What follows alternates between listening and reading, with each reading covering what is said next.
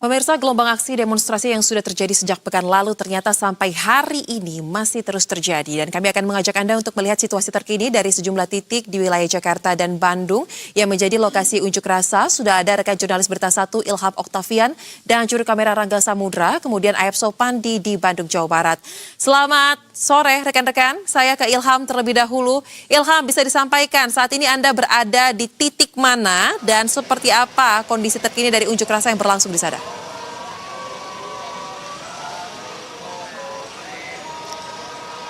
Ya, selamat sore Soza dan juga pemirsa. Beginilah kondisi terkini aksi unjuk rasa yang dilakukan oleh sejumlah mahasiswa yang dilakukan di kawasan Patung Kuda, Jakarta. Tampak di belakang saya ini sejumlah mahasiswa yang berjumlah sekitar 200 sampai 300 mahasiswa masih melakukan aksi unjuk rasa di kawasan Patung Kuda. Untuk titik aksi demonstrasi sendiri tepatnya di Jalan Merdeka Selatan arah Monas begitu. Saat ini demo sendiri telah diikuti oleh sekitar 3 universitas begitu, yakni dari Universitas Negeri Jakarta, UNJ, UPN, serta Unpam. Mereka sendiri membawa 3 tuntutan besar untuk aksi demonstrasi kali ini. Tuntutan itu diantaranya yakni untuk kesehatan APBN serta meminta pemerintah untuk memperbaiki tata kelola program makan bergizi gratis atau MBG. Dan untuk personel sendiri yang disiagakan dalam aksi demonstrasi kali ini berjumlah sekitar 3.379 personel. Mereka terdiri dari personel Polda Metro Jaya, Polres Jakarta Pusat maupun Polres Jajaran. Saat ini personel kepolisian masih berjaga di titik Jalan Merdeka Selatan dan bersiaga untuk mengawal mahasiswa yang masih melakukan orasi. Dan untuk situasi lalu lintas sendiri masih situasional begitu. Untuk Jalan Merdeka Selatan 2 arah dari arah Monas maupun arah Patung Kuda ditutup 2 lajur. Sementara untuk jalan... Baik pemirsa, di Jakarta masih terpantau terjadi aksi unjuk rasa dari 3 mahasiswa yang berasal dari 3 kampus ya. Kita akan lihat di Bandung seperti apa, ada Ayep Sopandi di sana. Ayep Sopandi, silakan terkait dengan kondisi terkini di tempat Anda melaporkan, singkat saja Ayep. Ya baik, selamat sore Soja dan juga pemirsa Berita 1, dapat kami sampaikan situasi terkini di depan gedung DPRD Jawa Barat, di mana memang beberapa organisasi mahasiswa yang tergabung dalam GMNI dan Badko HMI Jawa Barat masih melakukan penyampaian aspirasi atau orasinya di depan gedung DPRD Jawa Barat, di mana saat ini aksi masih berlangsung, di mana para mahasiswa tadi melakukan aksi sejak sore tadi. Dan untuk mengantisipasi hal yang tidak diinginkan, petugas gabungan dari TNI dan Polri, yaitu dari Polda Jawa Barat, Polrestabes Bandung, serta dari Kodim dikerahkan untuk mengamankan jalannya aksi, di mana para mahasiswa ini menyampaikan beberapa tuntutan, yaitu evaluasi terkait program pemerintahan Prabowo Gibran, yaitu salah satunya MBG dan KDMP. Dan selain itu juga para mahasiswa sendiri meminta pemerintah untuk segera menstabilkan harga bahan pokok seperti itu, Soja. Baik, aksi demonstrasi juga masih terjadi di kawasan Bandung, Jawa Barat. Terima kasih rekan-rekan untuk laporan langsung Anda terkait dengan aksi yang berlangsung pada hari ini. Dan pemirsa, kami masih akan menghadirkan ulasan terkait dengan gelombang aksi unjuk rasa bersama dengan narasumber yang akan kami bahas lebih lanjut. Tetapi kita simak terlebih dahulu kumandang azan maghrib yang satu ini.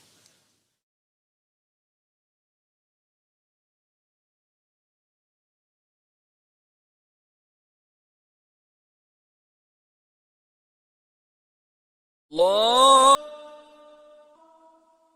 Allahu Akbar, Allahu Akbar, La ilaha illallah.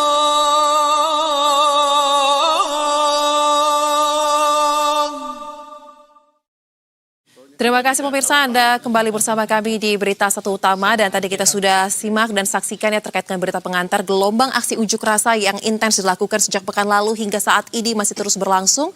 Tadi sudah kita lihat di Jakarta dan juga di Bandung, Jawa Barat masih ada unjuk rasa yang dilakukan oleh teman-teman mahasiswa. Dan untuk membahas lebih lanjut terkait dengan ultimatum, khususnya ya ultimatum 5 kali 24 jam bagi pemerintah untuk memenuhi tuntutan mahasiswa, kita akan langsung berdiskusi dengan sejumlah narasumber. Ada yang langsung hadir di studio Semesta Universe, yakni dari sisi sebelah kanan saya ada Muhammad Abdi, merupakan mahasiswa dari Fakultas Hukum Universitas Bung Karno sekaligus koordinator aksi. Selamat sore. Sore, Abdi. Kak. Apa kabar? Baik, alhamdulillah baik. Baik, dan kemudian di sebelah kanan saya pemirsa ada Pangi Sherwicaniago selaku pengamat politik dan juga merupakan Direktur Eksekutif Foxpol Center. Halo Bang Pangi, apa kabar? Kabar baik Mbak Sofa. Baik, nah kemudian selamat pemirsa di sebelah sisi kiri saya yang baju putih ini merupakan Pak Alven Stoni selaku Ketua Umum DPP Gapembi. Halo Pak Alven, apa kabar? Selamat sore Mbak Soya. Baik, dan pemirsa di paling ujung sisi sebelah kiri ini sudah turut hadir Ahmad Irawan selaku anggota Komisi 2 DPR RI dan merupakan dari fraksi Golkar. Halo Mas Irawan, apa kabar? Halo Mbak, malam. Kabar baik. Baik, dan pemirsa kami juga turut menyapa yang bergabung melalui sambungan virtual. Sudah ada Hariko Wibawa Satria selaku tenaga ahli utama Badan Komunikasi RI. Halo, selamat sore Mas Hariko. Selamat sore, Mbak Soza. Salam Baik. hormat Ibu dan Bapak yang di studio. Baik, langsung saja kita akan mulai terkait dengan bagaimana kita melihat gelombang aksi unjuk rasa teman-teman mahasiswa yang sejak pekan lalu hingga saat ini masih terus berlangsung. Sepertinya tendensinya semakin mengeras kalau kita lihat, tetapi saat ini karena sudah bergabung perwakilan dari mahasiswa yang melakukan aksi pada Senin kemarin pemirsa, 15 Juni 2026 dari Universitas Bung Karno ada Muhammad Abdi. Saya ingin tanya terlebih dahulu terkait dengan hasil audiensi langsung yang diterima oleh Wakil Presiden Ya. kemarin sudah disampaikan sebenarnya kurang lebih. Tapi yang menarik adalah terkait dengan pemilihan 5 kali 24 jam. Nah, apa yang menjadi latar belakang kenapa tenggat waktu tersebut dipilih? Baik, terima kasih Kak. Saya akan menyampaikan di sini kenapa kami melakukan dan mendiskusikan terkait 5 kali 24 jam untuk ultimatum Wapres, lebih khusus pemerintah hari ini. Latar belakang karena memang kami menilai dan melihat pemerintah hari ini sangat lalai dalam menjalankan program-program yang turun dari Presiden Prabowo Subianto. Tentu saja kita menimbulkan kemarahan, lebih khusus rakyat Indonesia.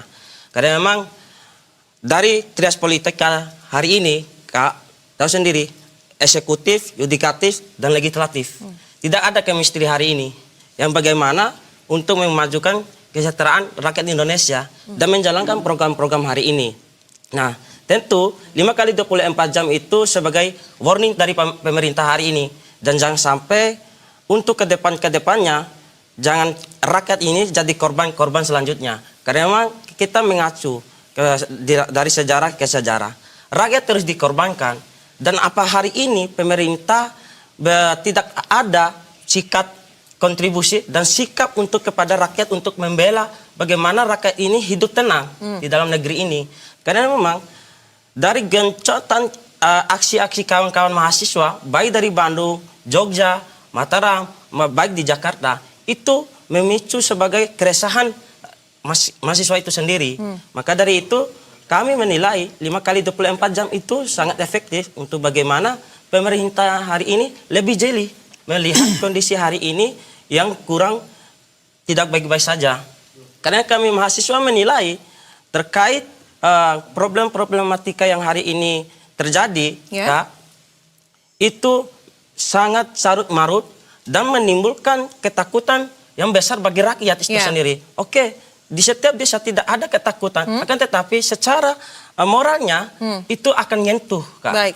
Maka dari itu 5 kali 24 jam pemerintah hari ini harus lebih memberikan kepastian kepada rakyat agar lebih rakyat itu tenang untuk kondisi yang hari ini terjadi gitu, Kak. Baik, berarti mengejar ada langkah nyata ya, tidak hanya menerima secara simbolis teman-teman mahasiswa kemarin. Nah, pertanyaan lanjutannya, 5 kali 24 jam ini dihitung sejak hari Selasa atau dari hari Senin tersebut sebenarnya? 5 kali 24 jam itu dihitung mulai dari hari Senin. Baik. Karena memang batas dari waktu 5 kali 24 jam itu pada hari Jumat besok. Nah, Baik. ketika tidak ada jawaban dari pihak istana, lebih khusus Presiden Prabowo Subianto, walaupun Mas Wapres telah mencatat dan menyampaikan kepada Presiden Prabowo Subianto hasil dari tuntutan dan kritikan saran dari 15 perwakilan mahasiswa. Tetapi harus kalian ingat, ketika tidak ada jawaban yang konkret bagi rakyat Indonesia, lebih khusus kepada kami, maka akan kami lakukan aksi berjilid-jilid. Baik, berarti jawabannya ditagih besok ya, Ya. hari Jumat 19 Juni ya, Betul. 2026. Mas Hariko, besok nih ditagih. Bagaimana pemerintah sejauh ini sebagai pihak yang kemarin sudah menerima audiensinya, besok akan ditagih. Nah, apa persiapan dan juga yang sudah disiapkan untuk menjawab respons tersebut? Ya, terima kasih Mbak Soza dan para senior dan Mas Abdi yang di Berita Satu. Pertama kami mengucapkan terima kasih kepada Mas Abdi dan teman-teman mahasiswa yang sudah melaksanakan aksi dengan damai. Ini keinginan kita semua, kita sama-sama mencintai Indonesia dan kita tidak ingin terjadi hal-hal yang tidak kita inginkan yang merugikan kita semua di lapangan. Terima kasih sekali Presiden Prabowo mengatakan kritik itulah yang menyelamatkan bangsa kita.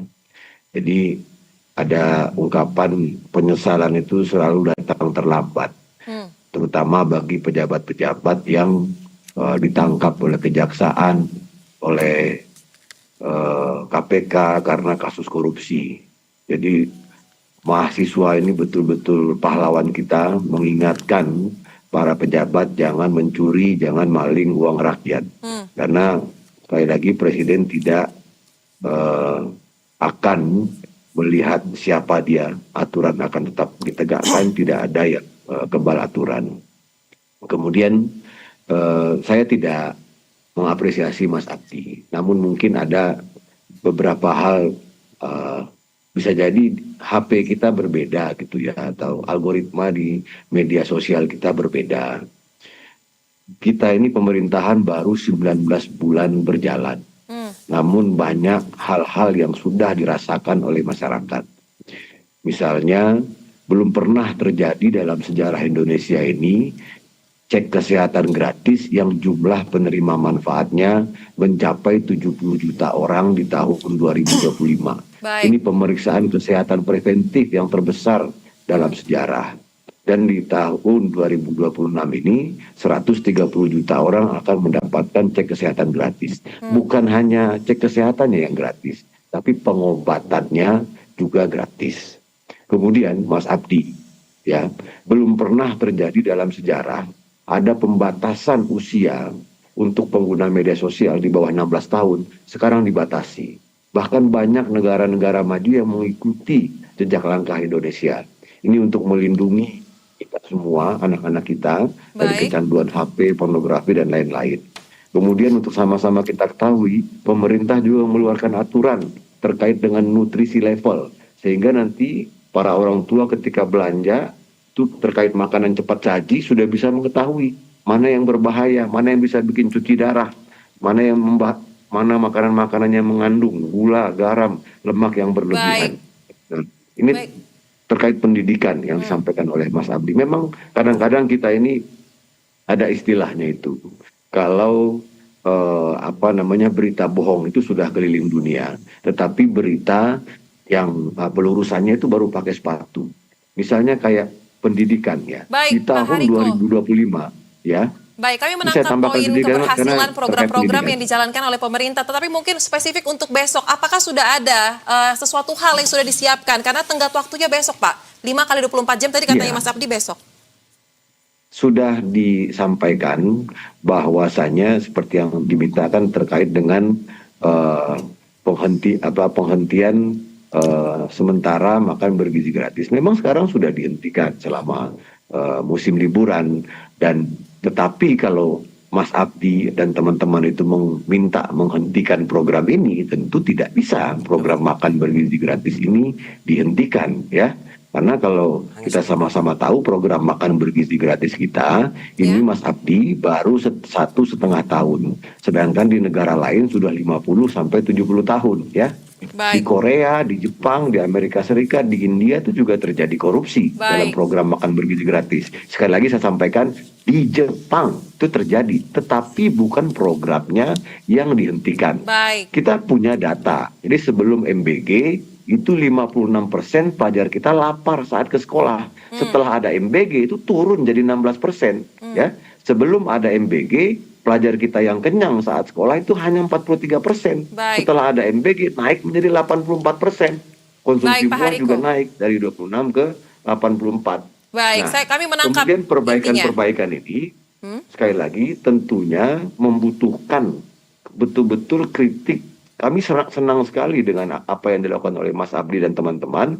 Teruslah mengkritik pemerintah ini sekeras-kerasnya karena itu menyelamatkan pemerintah. Singkat saja, Mas Abdi, boleh ditanggapi, MBG tidak bisa dihentikan. Nah, apakah memang dihentikan MBG ini menjadi goals dari teman-teman mahasiswa kemarin? Izin Bang, saya mau meluruskan juga hasil dari pernyataan juga dari Abang tadi. Kami melakukan aksi bukan memberhentikan program tersebut. Akan tetapi memberhentikan sementara untuk apa? Memperbaiki tata kelolanya. Itu yang kami maksud, Abang. Karena memang ketika program tersebut diberhentikan secara total, maka akan menimbulkan suatu masalah yang baru di Indonesia ini. Para pekerja mitra-mitra itu akan melakukan suatu demonstrasi lagi. Karena memang hak mereka dirampas juga gitu logikanya. Akan tetapi kami harap untuk bagaimana bisa pemerintah hari ini bisa mengevaluasi secara menyeluruh dan bisa bagaimana memberikan kinerja yang konkret terhadap rakyat. Oke, di kampung sangat merasakan terkait adanya MBG. Anak-anak kampung, adik-adik saya di kampung sangat merasakan untuk MBG ini. Tetapi saya kritik ini, yang kami kritik hari ini terkait program terkait tata kelola dan penerapan yang dilakukan oleh orang-orang. Maka dari itu harapan kami sebagai mahasiswa, Presiden Prabowo Subianto jangan loyo dan jangan lemah untuk memberantas para oligarki-oligarki yang ada di tubuh MBG hari ini. Maka dari itu kami harap dan mendesak Presiden Prabowo Subianto lebih tegas. Kalau memang Bapak Presiden Prabowo ingin program ini sukses, maka tegaslah kepada orang-orang yang tidak bertanggung jawab, lebih khusus oligarki hari ini. Nah, untuk ketegasan kita lihat ya bahwa kasus dari MBG yang kemarin sempat bergulir sampai dengan saat itu masih berlangsung secara sisi hukumnya ya, dan evaluasi tengah dilakukan. Nah, saya ingin ke Pak Alven, persoalan MBG menjadi substansi paling sering diteriakan oleh mahasiswa. Anda sebagai perwakilan dari teman-teman yang tergabung ya, dari pemilik juga aliansi di DPP GAPEMI ya. Nah, apakah memang ada persoalan substansial yang sudah disampaikan juga kepada pemerintah dalam tahap evaluasi saat ini? Ya, hari ini kami baru saja konferensi pers dari DPP Gabungan Pengusaha Makan Bergizi Indonesia. Kebetulan kami ketua umumnya menyatakan bahwa tata kelola BGN atau MBG itu wajib untuk dievaluasi. Itu pertama. Yang kedua adalah kami dari GAPEMBI ini adalah rata-rata 99% adalah UMKM. Kami bukan mitra oligarki.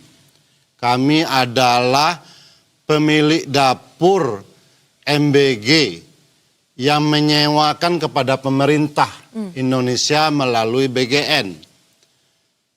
Inilah yang harus kita evaluasi, bahwa pemerintah tidak mengeluarkan investasi membangun 30.000 sampai 40.000 bangunan MBG.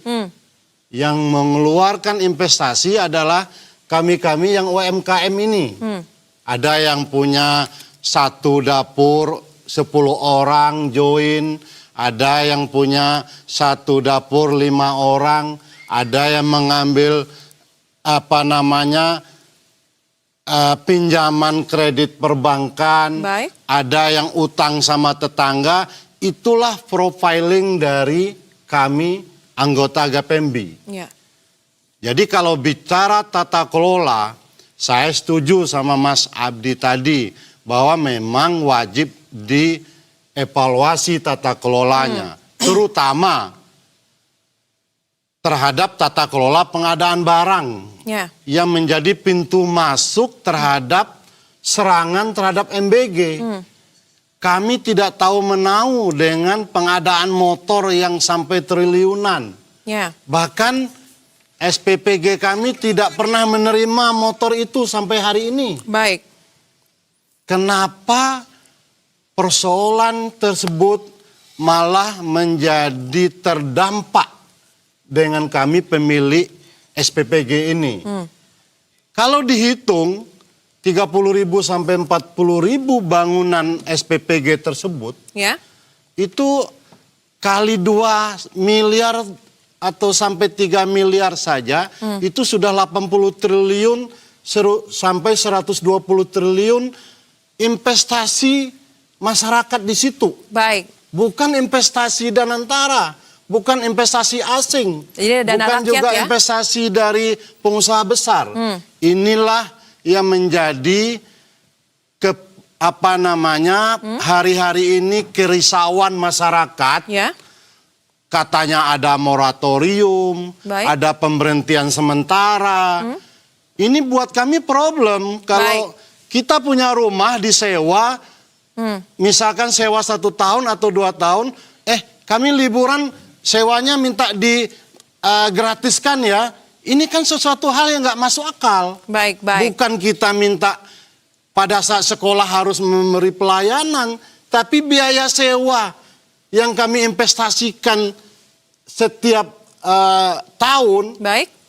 itu dari mana teman-teman yang berutang itu untuk membayar? Baik. Inilah yang kami tolak. Ya. SE terakhir dari Kepala BGN menurut saya itu akan blunder. Baik. Tidak sesuai dengan Ya. perjanjian kerjasama dengan kami. Baik, baik.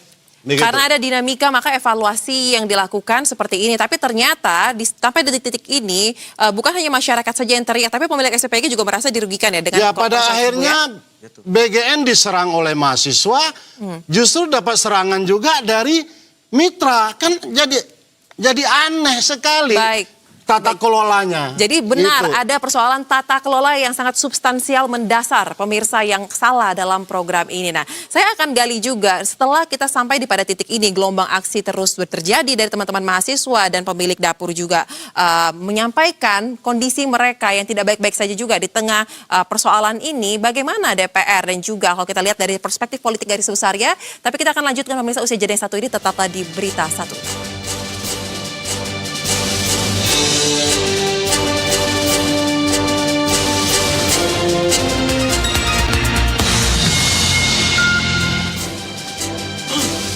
Terima kasih pemirsa, Anda kembali bersama kami di Berita Satu Utama dan kita akan lanjutkan dialog. Tadi kita sudah dengar dari perspektif mahasiswa, kemudian tanggapan dari Bakom dan ditambahkan pula ternyata dari teman-teman pemilik dapur juga merasa menjadi pihak yang dirugikan atas adanya dinamika yang terjadi dalam program MBG tersebut. Nah, mungkin Bang Pangi nih, kita melihat bagaimana program MBG ini mendapatkan kritik keras, tetapi ternyata bukan persoalan yang dirasakan masyarakat saja. Tata kelola juga disoroti oleh teman-teman dari pemilik dapur. Nah, Anda melihat persoalan dari kacamata perspektif politik, apa yang paling mendasar yang pemerintah sepertinya luput terkait hal ini? Ya sebenarnya begini, ada kepercayaan Konghucu itu setahu saya pernah dengar ya, 3 kepercayaan itu. Pertama kan keamanan ya. Apakah negara bisa memberikan keamanan, kenyamanan? Kalau enggak kan ya rakyat itu butuh kenyamanan sebenarnya. Yang kedua adalah soal makanan kan.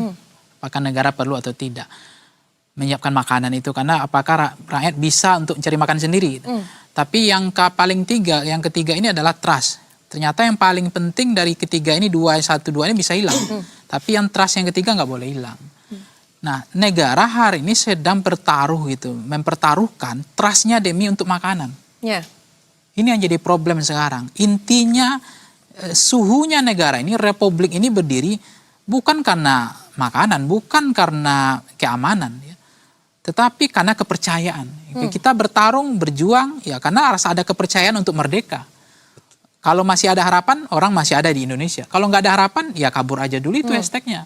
Jadi harapan, animo, kepercayaan publik bagaimana membangkitkan dari distrust, membangun trust building, bagaimana negara tidak kehilangan arah, bagaimana negara tidak kehilangan kepercayaan, bagaimana negara tidak kehilangan kedisiplinan. Kedisiplinan itu artinya apa? Ini pajak yang dipungut dari rakyat, yang harga yang tidak kaleng-kaleng. Mulai dari pajak jual beli, pajak BPHTB, pajak token listrik kita, PPTJL itu, pajak kendaraan, pajak kita restoran, pajak kita gaji dipajak juga, ya kan? Cuma cebok aja kita nggak dipajak negara ini, terus terang. Tapi begitu urusan soal makan, ini kita apresiasi saja, nggak ada masalah. Tapi ketika Indonesia ini bangsanya sakit saja, rakyat sakit ini, itu berhitung banget itu Menteri Kesehatan. Bahkan saya lihat di berita beberapa media online, mau naikin BPJS. Baik. Gimana logikanya menurut saya Menteri Kesehatan ini berbisnis dengan rakyat, pelit dengan rakyat, berhitung dengan rakyat. Tapi kalau urusan dirinya, dia itu semangat betul gitu. Ini ada masalah sakit jiwa ini, menteri-menteri kayak gini menurut saya. Baik. Contoh mau naikin BPJS, sedangkan sekarang iuran per bulan aja, premi saja. Itu mereka saja banyak nunggak. Baik, baik. Untuk makan sehari-hari aja susah. Sekarang bahkan itu BPJS yang PBI itu ya, dinonaktifkan sepihak dan tidak ada penjelasan, dan itu mayoritas hari ini terjadi. Baik. Jadi ketika kita sudah memberikan pajak, rakyat mau menyerahkan apapun biar negara berladang di punggung rakyat. 80% negara ini hidup dari pajak rakyat, bukan dari pasal 33. Ya. Negara dihidupkan, roda organisasi negara dihidupkan dari dari kemampuan negara mengakomodasi kepentingan nasional, yaitu sumber daya alam. Baik. Dan kemudian sumber daya alam digeser, dikelola oleh oligarki. Ya. Nah sekarang ada pasal 33 yang coba dibangun negara, kita hormat ini, kita apresiasi. Misalnya ekspor satu pintu ini. Baik. Karena selama ini banyak pajak yang bocor, baik itu dari sawit, batu bara. Nah ini perlu dikawal juga. Bagaimana negara melawan oligarki untuk kepentingan. Tapi ketika ada rampasan peran, keuntungan-keuntungan ini, geser aja ke subsidi rakyat. Baik. Ditahan semua kenaikan-kenaikan harga. Kemarin saya udah usul, jangan coba pancing-pancing. Tapi tetap aja ngotot menaikkan harga Jadi seperti pertamax. tidak didengar ya alarm yang sudah berkali-kali. Sudah berhentilah negara mengajarin kita untuk menjawab alasan kenapa harga itu dinaikkan. Tapi berpikirlah negara dengan dialektikanya, kenapa harus ditahan harga itu supaya tidak naik. Karena beban rakyat makin berat. Baik. Nah yang terjadi adalah mengakal-akali logik dialektikanya, seolah ini yang benar, bahwa ini mekanisme harus mengikuti harga pasar lah. Ya kan ini apa. Tapi begitu urusan soal gaji, keuntungan rakyat disuruh urusan UMR-nya Jogja. Betul. Ini kan nggak fair. Baik. Tapi ketika yang lain urusannya mekanisme harga pasar. Baik, jadi wajar sekali ya. Ya ini sebenarnya saya merasakan kalau ada yang baik dari pemerintah ini kita apresiasi. Betul. Contoh harga ini pupuk sudah diturunkan untuk subsidi. Karena memang petani butuh pupuk. Betul. Cuma problemnya saya tanya lagi, ada nggak pupuknya? Ternyata nggak ada. Harganya murah tapi barang nggak ada juga, sama aja bohong. Nah ini yang harus dievaluasi oleh pemerintah. Contoh, jatuhnya omon-omon ya berarti Bang ya? Nggak soal omon-omon, ini bagaimana presiden membuktikan dia tidak perlu banyak berpidato untuk itu. Tinggal dirasakan oleh rakyat misalnya. Ini haji hari ini dianggap sudah ada perbaikan. Kan harga tiket pesawat naik. Iya betul. Pemerintah menahan harga haji itu nggak naik. Itu kita apresiasi. Tidak ada lagi jemaah yang terlantar misalnya. Itu kita apresiasi. Tadi ada misalnya berobat gratis tadi ya. Rakyat medical check up gratis. Ini kita apresiasi. Hal-hal yang semacam ini perlu kita hormati gitu. Termasuk kemarin ada ojol ya yang dipotong yang selama ini motor-motor dia, bensin dia yang ngisi. Tubuh dia bertaruh dengan angin duduk itu kan. Kemudian bocor ban yang dia yang ganti. Enak aja aplikasi ngambil 20%. Sekarang diambil oleh negara, dibantu tinggal 8%. Nah persoalannya pelaksanaannya gimana? Dikontrol atau tidak? Nah persoalan di negara kita hari ini berdasarkan survei-survei yang sudah saya lakukan, zoom out-nya clear. Ada 3 masalah nggak geser. Apa itu, dari tahun ke tahun. Dari musim durian, musim rambutan, sampai musim manggis. Masalah 3 ini. Apa tuh 3 itu? Harga kebutuhan pokok tidak terkendali. Karena inflasi. Betul. Pertamax dinaikkan ya semuanya otomatis naik. Begitu Pertamax diturun harga nggak bakal turun otomatis. Nggak mudah menurunkannya. Yang kedua adalah sulitnya lapangan pekerjaan. PHK hari Ya. ini. Negara ketika yang diprotes oleh publik, masyarakat, netizen ini kan sederhana. Baik. Lapangan pekerjaan dicariin, begitu kita udah untung, negara enak aja ngambil untungnya Ya. dengan pajak. Tapi pekerjaan nggak disiapkan gitu. Ya. Nah, yang ketiga adalah infrastruktur yang udah parah, ugal-ugalan layanan dasar kita, jembatan yang roboh, Baik. Banyak jalan sekali yang ya. rusak, banyak orang yang meninggal karena jalan Ya. berlobang. Ya hari ini kan banyak jembatan yang putus nggak Baik. diperbaiki sampai hari ini. Karena banyak juga isu-isu yang berkembang karena MBG ya yang terlalu super prioritas, yang layanan dasarnya jadi terkorbankan. Gitu. Baik.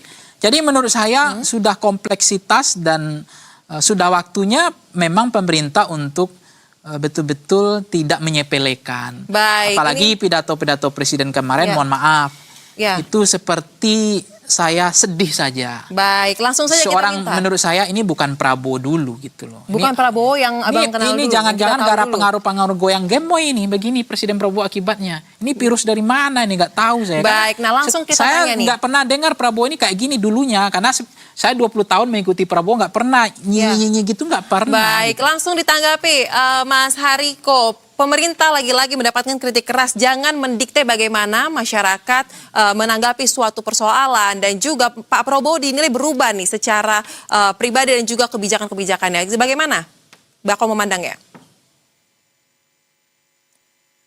Mas Hariko, kami belum bisa mendengar audio Anda, boleh dipastikan telah terbuka terlebih dahulu? Silakan. Udah? Baik. Ya, terima kasih Mbak Soza. Apa yang disampaikan oleh Mas Pangi, kami mengucapkan terima kasih sekali. Beliau kritiknya selama ini langsung to the point dan mengajak kita berpikir kembali, banyak memberikan kritik-kritik yang berpihak kepada masyarakat. Tapi sekali lagi kami sampaikan tidak ada yang berubah dari presiden kita, tetap fokusnya adalah melindungi masyarakat. Tadi Mas Pangi sudah menyampaikan meskipun harga aftur itu naik, tetapi presiden tidak menaikkan biaya ibadah haji. Bahkan kalau kita bisa lihat, kita tanyakan ke 203.000 jamaah haji hari ini, Baik. hampir semuanya merasa puas dengan pelayanan tersebut. Bahkan jemaah-jemaah reguler itu juga menginap di hotel bintang 5. Baru 19 bulan Presiden Prabowo menjabat, itu ongkos naik haji itu sudah turun menjadi 6 juta rupiah. Dan kita juga melihat bagaimana upaya untuk memberantas korupsi dan pungli dilakukan oleh menteri dan juga wamen. Baik. Turun langsung ke lapangan. Mas Hariko, tapi terkait dengan cara menjawab tersebut, apakah setelah gelombang aksi yang terjadi ini, ada strategi lain mungkin yang lebih bisa merangkul dan juga menjelaskan agar masyarakat juga memahami? Karena sepertinya apa yang terjadi ini akumulasi dari semua yang sudah terjadi sejak tahun lalu. Ya, kalau kita lihat di tahun 2025 lalu, juga ada aksi Indonesia Gelap kan. Nah, termasuk mungkin Mas Abdi juga dengan teman-teman turun. Kami sangat menghormati mahasiswa turun ke jalan. Namun misalnya contoh disampaikan dalam aksi itu Indonesia Gelap karena KIP kuliah dipotong, kemudian 600.000 mahasiswa terancam kuliahnya. Tetapi kan faktanya kan tidak seperti itu. Buktinya KIP kuliah itu di tahun 2025 anggarannya lebih besar, kemudian jumlah penerimanya juga lebih besar. Di tahun 2026 juga seperti itu. Tetapi orang sudah terlanjur percaya kalau KIP kuliah itu dipotong. Jadi banyak disinformasi yang kita dapatkan selama aksi ini. Tapi tidak semuanya. Kalau kritikan-kritikan terkait dengan anggaran dipelototin, dan itu memang bukan uangnya presiden, bukan uangnya pejabat, itu uang kita semua gitu. Ya. Nah, sama kayak kemarin gitu diperlihatkan gitu kan, ada yang viral itu loh, ini ada gambar dapur MBG, ada gambar sekolah. Ini penting sekali, ini viral sekali. Kita terus terang aja kerepotan meluruskannya gitu. Baik, tapi kayaknya berkaca dari apa yang terjadi harus ada strategi baru nih Mas Hariko yang dibawa oleh pemerintah ya. Itu ada strategi baru.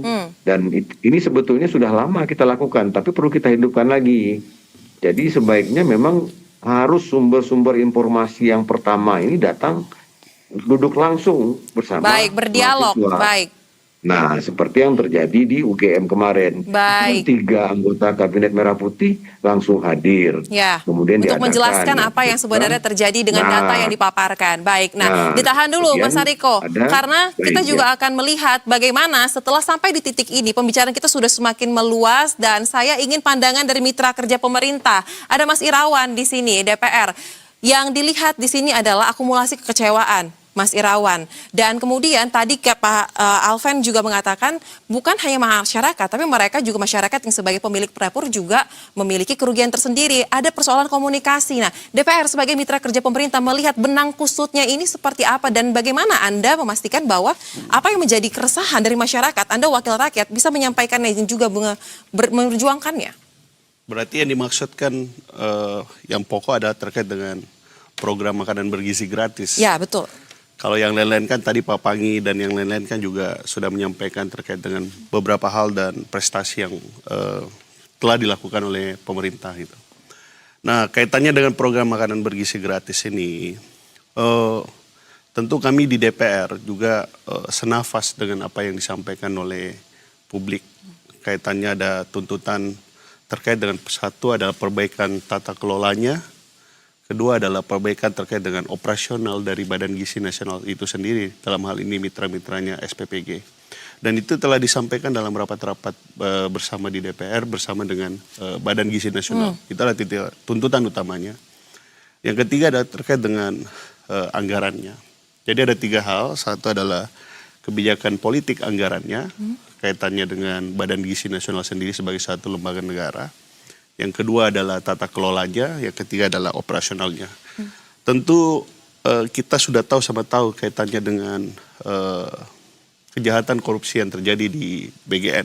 Itu saya lihat satu hal yang terpisah dan dan pemerintah saya lihat bersungguh-sungguh untuk kemudian melakukan penegakan hukum terhadap siapapun yang terlibat dalam kejahatan korupsi yang terjadi di Badan Gizi Nasional. Yang kedua adalah kaitannya tata kelola dan prosedur, saya lihat itu juga sedang dibenahi oleh BGN di bawah kepala BGN yang baru. Nah, terkait dengan fungsi kami, bahwa DPR kan ada 3 hal yang pokok ya. Satu adalah kaitannya dengan legislatifnya, terus kemudian pengawasannya dan anggarannya. Nah, saat kita bicara dalam konteks anggarannya dulu. Terkait dengan program makanan bergizi gratis ini, ada pemotongan yang sangat signifikan kaitannya dengan anggaran Badan Gizi Nasional ini. Itu juga tidak terlepas dari kaitannya tadi perbaikan tata kelola itu, terus kemudian sasaran penerima manfaatnya, ketiga adalah prioritas penerimanya. Jadi kalau sebelumnya Badan Gizi Nasional itu menargetkan sekitar 82-84 juta penerima manfaat,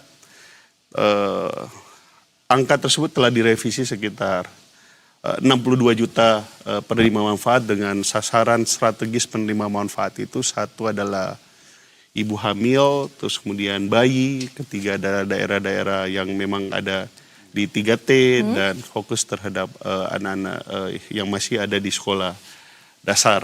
Jadi itulah yang kemudian banyak terkoreksi dari anggaran kaitannya dengan program makanan bergizi gratis ini. Dan selanjutnya saya tarik pada apa yang disampaikan oleh adik-adik saya, teman-teman mahasiswa. Kaitannya meskipun tadi Mas Abdi menyampaikan terkait dengan proses evaluasi dan penghentian sementara terus kemudian dilakukan evaluasi. Terus kemudian ada juga bahwa penghentian yang dimaksud adalah penghentian yang sifatnya permanen, itu ada juga, intinya adalah dilakukan moratorium. Ada 2 hal terkait dari itu saya ingin menyampaikan. Baik. Yang pertama terkait dengan penghentian secara permanen. Baik. Menurut saya itu adalah sesuatu tuntutan yang tidak realistis. Baik, Mas Irawan. Karena Baik, Mas Herawan, kan bagaimana konferensi pers yang berlangsung dari Gedung Parlemen Senayan, Jakarta.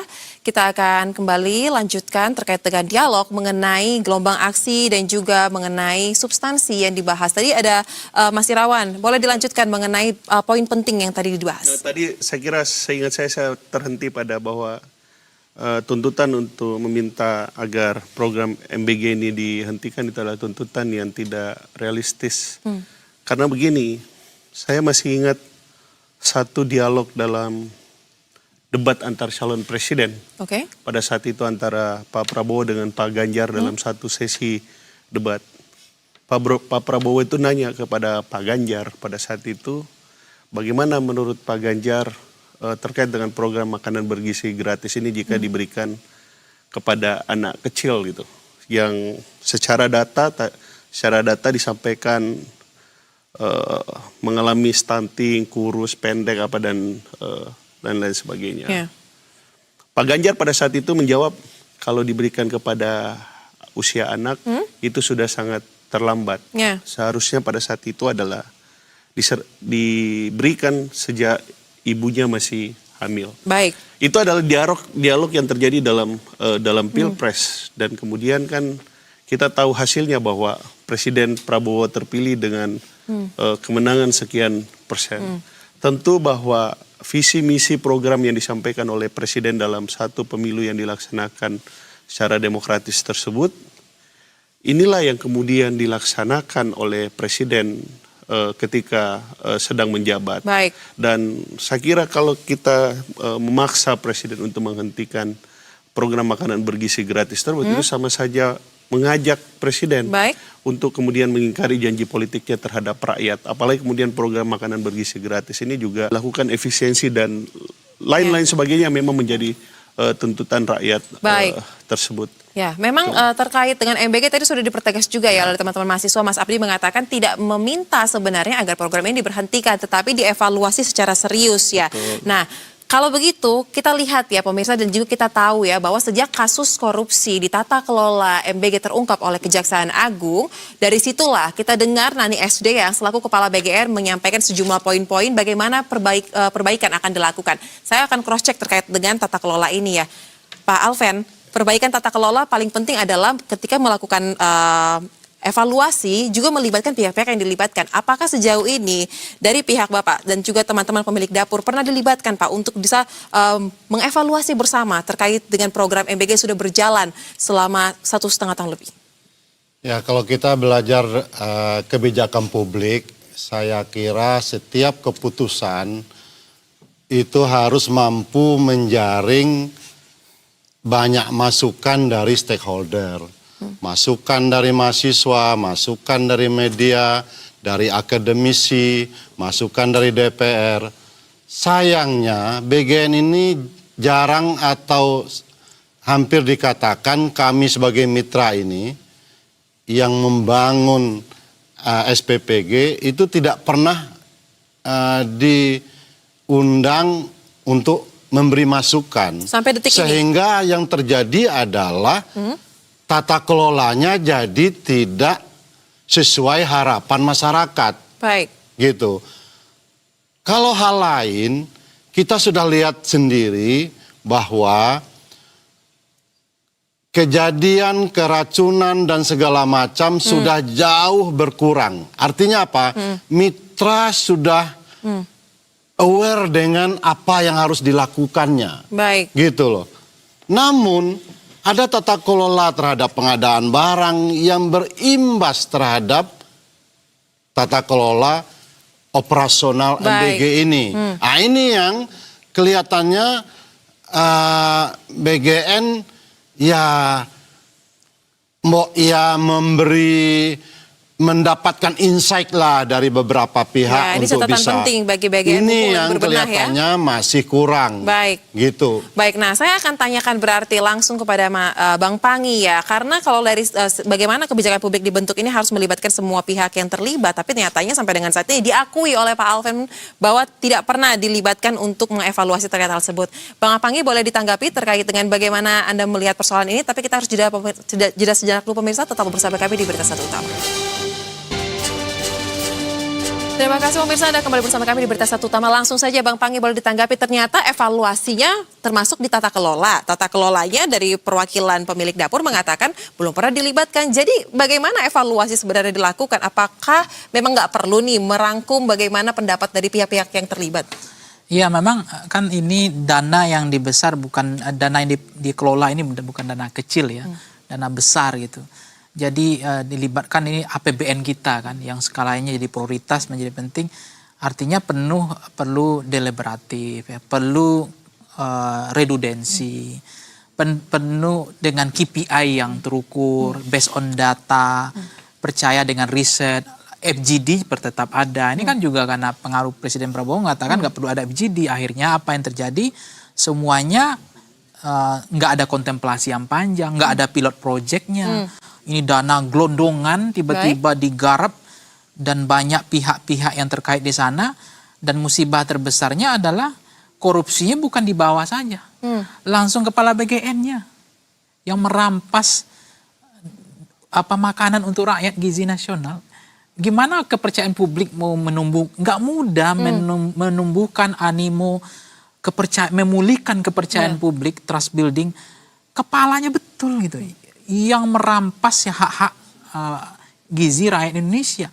Makanya apa yang disampaikan mau PMD saya setuju aja, ini hukuman mati sebenarnya, supaya ada efek jerah gitu, karena ini betul-betul pengkhianatan yang paling berat kan. Baik. Nah, karena apa? Kontrol juga, DPR juga bilang tadi, saya lihat di beberapa media online, ya kami juga banyak kecolongan gitu. Dari awal tidak terlalu banyak, ada nama istilahnya itu pengadaan-pengadaan itu kami tidak kontrol, tidak awasi. Ya fungsi DPR ya legislative inaction.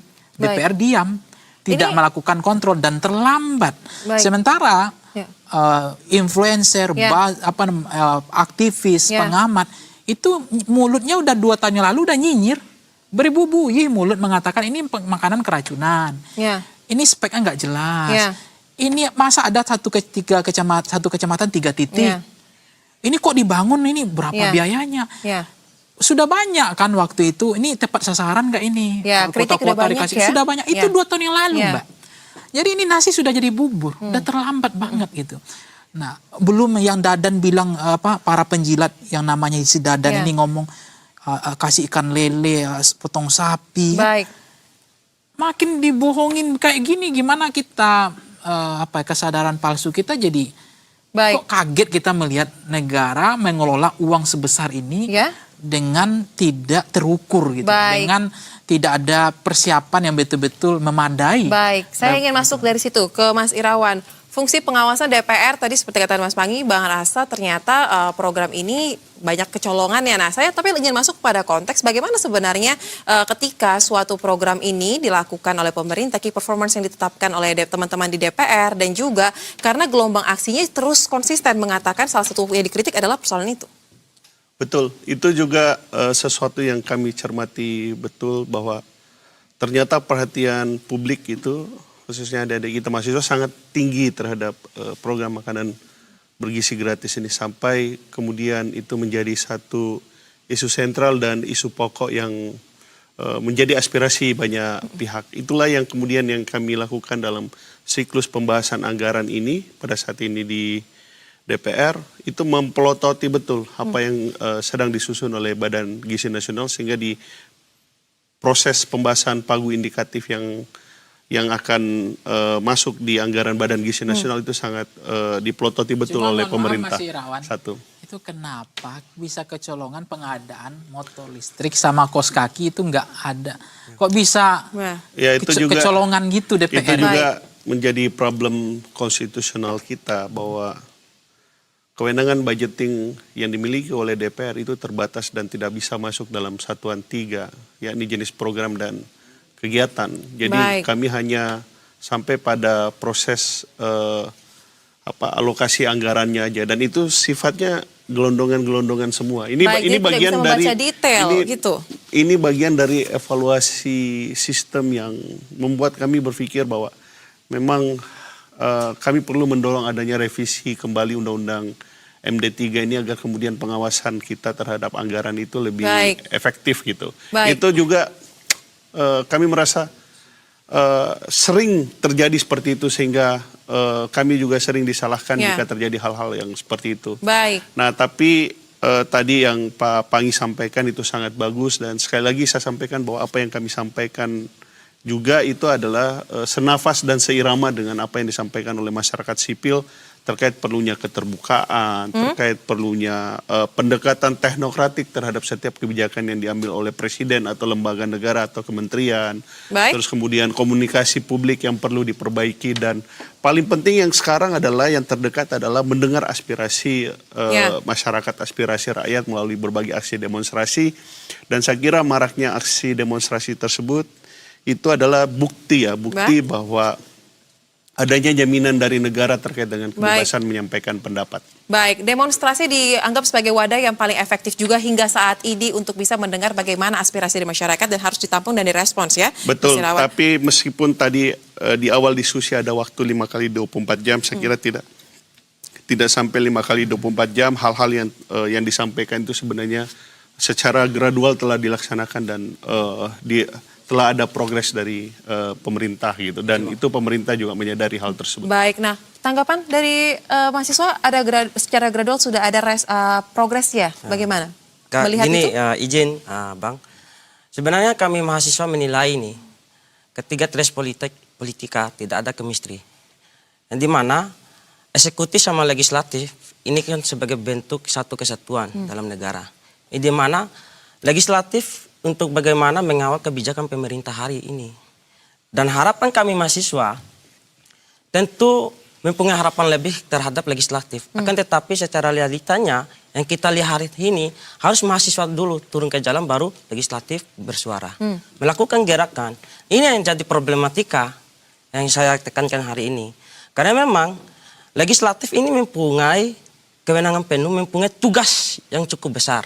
Baik. Ya, saya nilai harapan-harapan rakyat itu ada pada legislatif. Nah, walaupun stigma buruk terhadap legislatif itu sangat mayoritas banget. Jadi artinya mahasiswa demo karena sudah nggak percaya juga pada legislatif Iya, untuk menyampaikan itu salah suara. satu indikator adanya gerakan-gerakan berjilid-jilid. Karena memang legislatif hari ini sangat lalai untuk bagaimana mengawal kebijakan-kebijakan hari ini yang jauh dari orientasi daripada Undang-Undang Dasar. Boleh ditanggapi? Itu, Abang. Seperti itukah? Anda merasa Karena sebagai memang- wakil rakyat? Itu pendapat yang harus kami hormati dan satu penilaian yang sah-sah saja terhadap relasi antara eksekutif dan legislatif. Dan saya juga banyak dikritisi, dikomentari terkait dengan bangunan sistem pemerintahan kita, trias politika, bagaimana relasi antara eksekutif dan legislatif. Tetapi melihat dinamika hubungan antara presiden dan DPR, itu saya tidak bermaksud untuk membela diri bahwa ini adalah konsekuensi dari presidensialisme yang Baik. kita serap dalam sistem konstitusional kita. Dan dalam relasi presidensialisme itu kalau adik-adik kita, saya mohon maaf, Ya. bisa mengikuti day to day, Ya. terus menonton, membaca Ya. pemberitaan tersebut, sebenarnya meskipun Baik. presiden mendapatkan dukungan mayoritas dari parlemen, itu tidak menghilangkan Ya. daya kritis parlemen terhadap presiden. Dan berbagai hal, menteri datang dengan berbagai programnya itu berhadapan dengan DPR juga tidak mudah. Itu hanya kita bicara dari aspek program kementerian lembaga tersebut. Belum lagi kita bicara aspek legislatif dan Baik. anggaran. Pemerintah juga tidak mudah. Cuma Baik. memang mungkin karena dirasa ada 1-2 Ya. persoalan yang itu Ya. yang mendapatkan perhatian publik, kemudian dirasa DPR kurang. Tapi sekali lagi itu adalah hak, itu adalah penilaian yang kami hormati dan Ya. itu juga akan kami perhatikan secara Baik. seksama dan kami berupaya untuk kemudian Baik. bagaimana memperbaiki diri dan membangun trust publik tersebut. Baik, ini koreksi yang sangat baik nih mahasiswa tidak hanya mengkritik bagaimana pemerintahan berjalan, tetapi juga mitra kerjanya, legislatif juga mendapatkan catatan yang sangat penting untuk menjalankan roda pemerintahan tersebut. Nah, saya akan masuk ke Mas Hariko sebagai tenaga ahli utama Bakom ya. Ketika gelombang aksi sudah terus terjadi, ini bukan kali ini saja. Tadi saya sudah berkali-kali mengatakan dan akumulasi. Nah, lantas koreksinya kira-kira apakah pemerintah berani untuk mengambil langkah tegas koreksi kebijakan walaupun itu memiliki konsekuensi secara politik? Kita akan lanjutkan, Mas Hariko, dijawab usai jeda. Tetap bersama kami di Berita Satu Utama.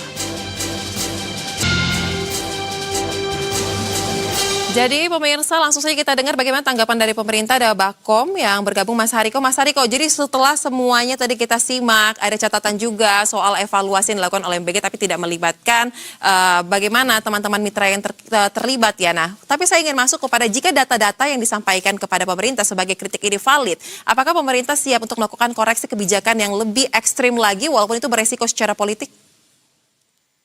Iya, terima kasih Mbak Soza. Bagi kami di pemerintahan, suara lantang maupun spanduk-spanduk protes dari mahasiswa di lapangan itu sama sekali bukan ancaman, tapi itu kompas moral agar para pejabat ini tidak korupsi.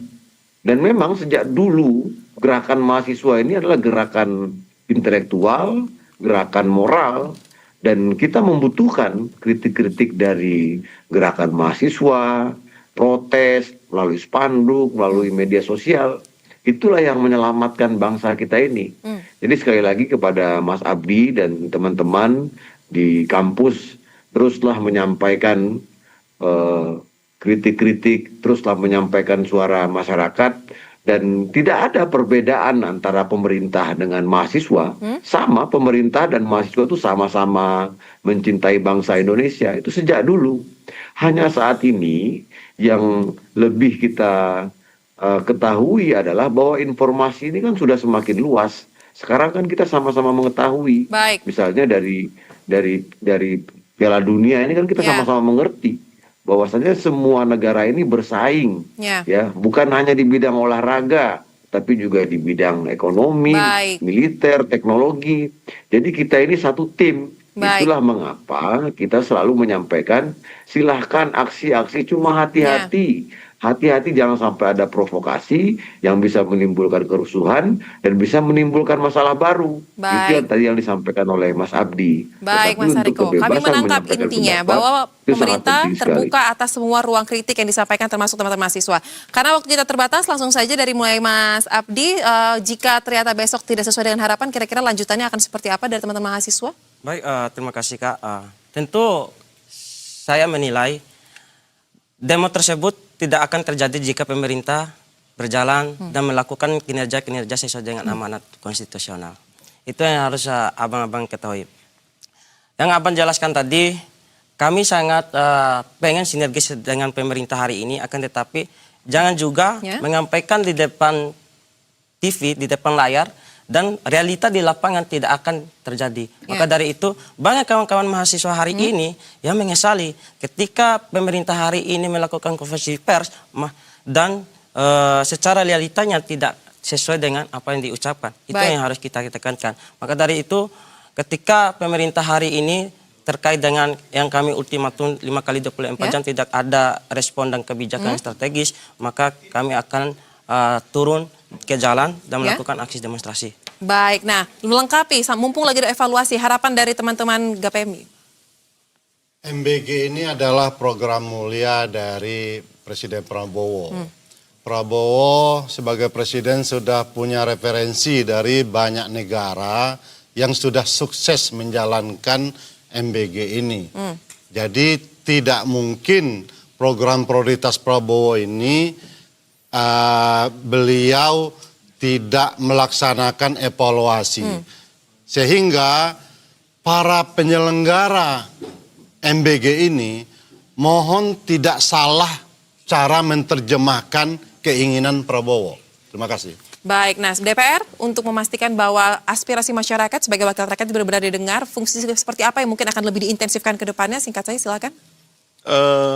Yang pertama, kami memandang aksi demonstrasi tersebut itu adalah bagian dari penggunaan hak konstitusional warga negara, dan kami minta supaya negara, dalam hal ini pemerintah, betul-betul menjaga adik-adik kita yang melakukan aksi demonstrasi, terus kemudian mendengar secara seksama hal-hal substantif yang menjadi aspirasi adik-adik kita.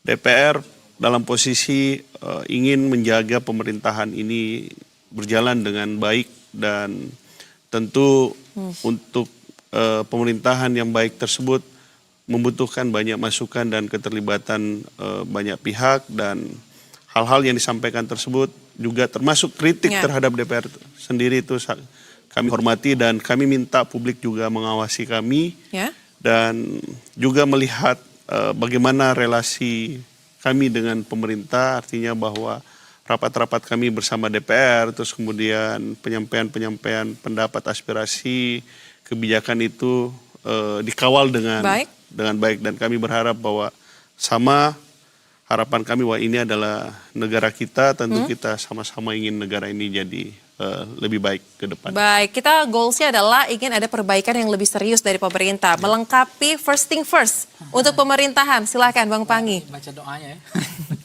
Apa kira-kira yang paling penting tidak boleh dilewatkan? Pertama, jangan lupa bahwa negara kita ini kan biasanya yang penjilat itu diberikan tempat, posisi. Sementara yang mengkritik, memberikan suntikan vitamin, yang memberikan obat, itu justru gak ada non-job. Itu yang banyak. Itu kelakuan feodalisme, oligarki, patron klien kita dari zaman dulunya sampai sekarang. Nah itulah yang menjadi penyebab Pak Presiden harus logik. Harus berpikir kontemplasi, harus terukur. Artinya terlalu banyak di inner circle Presiden ini para penjilat. Dan ini kemudian jebakan-jebakan yang tidak mudah. Oleh karena itu, satu rekomendasi saya misalnya terkait dengan harga kebutuhan pokok yang semakin naik. Langsung Presiden saja yang melis harga itu. Bagaimana mungkin kita percaya sama menterinya yang dalam otaknya hanya menaikkan harga. Baik. Nah, listlah harga-harga kebutuhan pokok. Itu rakyat akan happy. Itu sentimen positif. Percaya sama saya. Bahwa Presiden memastikan betul nggak LPG itu 16.000. Baik. Di bawahnya di lapangannya berapa. Baik. Jadi yang kedua yang dilakukan Presiden adalah selain itu ya dengar aspirasi ini soal misalnya lebih selektif terhadap kunjungan luar negeri. Baik. Nah artinya Presiden kemarin sudah mendengar, sudah menahan tidak mau kunjungan dulu ke Rusia karena dengan apresiasi hal begini berarti Presiden masih mendengar.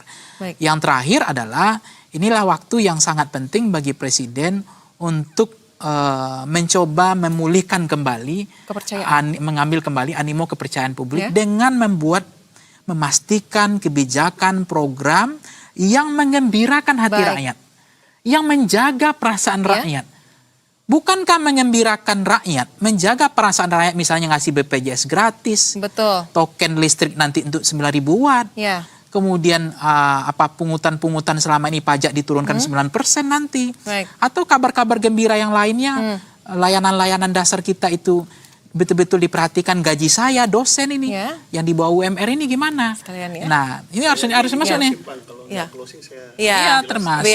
Termasuk soal ini menurut saya Presiden harus, saya pikir pasti Presiden ngerti sentimen, membaca jeroan selera rakyat. Jangan ngeledek rakyat, jangan nantang-nantangi rakyat, apalagi nanti akan dibully sama rakyat. Kasihan. Lebih pekaannya lagi, sense of crisisnya juga lebih dimatangkan lagi. Sense of politics, sense of crisis. Ya, baik, saya sepakat dan sayang sekali Bapak-Bapak waktu kita terbatas, tapi kita akan lanjutkan dan saya ingin sekali agar kita kawal bersama bagaimana langkah serius pemerintah menanggapi gelombang respons dan juga kritik yang disampaikan oleh teman-teman mahasiswa dengan beberapa waktu ke depan, seperti apa keseriusan itu akan tercermin. Terima kasih untuk seluruh narasumber. Tadi ada Mas Hariko yang bergabung melalui sambungan virtual, Mas Irawan, Pak Alven, Bang Pangi, dan juga Abdi. Dan pemirsa, dialog ini sekaligus menjadi penutup jumpa kita di program Berita Satu Utama edisi hari ini. Akhir kata, saya Souza Hutapea atas nama seluruh kerabat kerja bertugas mengucapkan terima kasih atas kebersamaan Anda. Berita Satu, bersatu menginspirasi.